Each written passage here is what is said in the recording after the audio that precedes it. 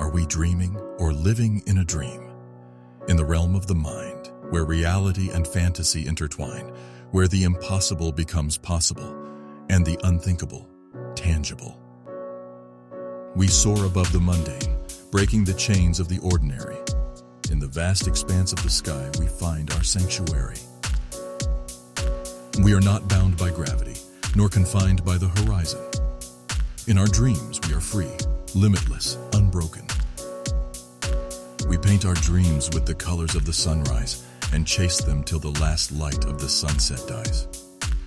We are the dreamers, the believers, the relentless pursuers. In the canvas of our dreams, we are the creators, the curators.